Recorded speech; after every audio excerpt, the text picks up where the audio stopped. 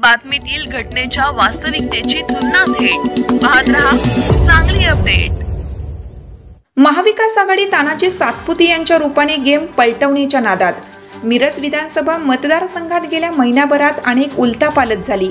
सुरुवातीला सर्वच पक्षांनी उमेदवारीसाठी दावा केला होता, मात्र वेळेनुसार यामध्ये अनेक राजकीय बदल घडत गेले। ऐनवेळी भाजपची उमेदवारी न मिळाल्याने मोहन वनखंडे काँग्रेसमध्ये गेले, तर त्यांना काँग्रेसमधूनही उमेदवारी मिळाली नाही। अंतिम क्षणापर्यंत एबी फॉर्म मिळेल या अपेक्षेने ते थांबले होते, मात्र फॉर्म मिळाला नाही। तर CR सांगलीकर व बाळासाहेब खोनमोरे हे सुद्धा चांगले मताधिक्य घेऊ शकणारे उमेदवार होते, मात्र यांनाही उमेदवारी मिळाली नाही। या सर्वांनी आपले अपक्ष अर्ज भरले होते, मात्र सर्वांनी एकाच वेळी आपले अर्ज माघारी घेत सर्वांनाच धक्का दिला।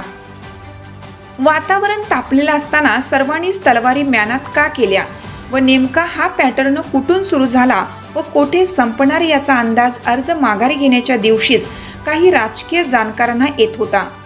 तानाजी सातपुते महाविकास आघाडीतून उमेदवारी मिळाल्यानंतर या दिग्गज अपक्षांनी बंडखोरी न करता आपले अर्ज का माघारी घेतले याविषयी खलबत्ते सुरू होते। मात्र आपल्या मतांची विभागणी होऊ नये व विरोधी पक्षातील उमेदवाराला फायदा होऊ नये यासाठी वरिष्ठ पातळीवरून व्यूहरचना आखण्यात आली असल्याचे संकेत दिसून आले।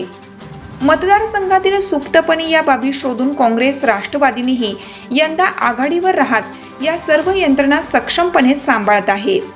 काँग्रेसचे अण्णासाहेब कोरे व राष्ट्रवादीचे बाळासाहेब खोनमोरे हे देखील या प्रचार यंत्रणेत अग्रभागी आहेत।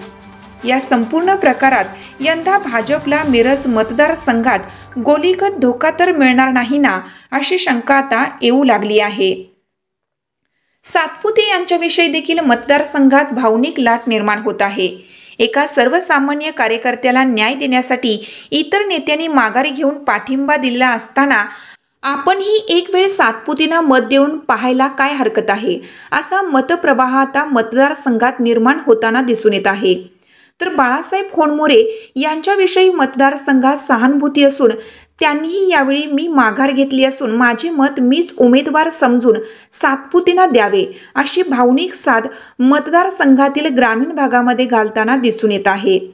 ग्रामीण भागामध्ये सध्या मोठ्या ताकदीने सुप्तपणे मतदारांपर्यंत पोहोचण्यात महाविकास आघाडी यशस्वी होताना दिसत असून भाजप विरोधातील या लढतीत भावनिक लाटेत सध्या महाविकास आघाडी स्वार असून या लाटेचा काही अंशी फायदा महाविकास आघाडीला मतदारसंघात होऊ शकतो, असे चित्र आहे।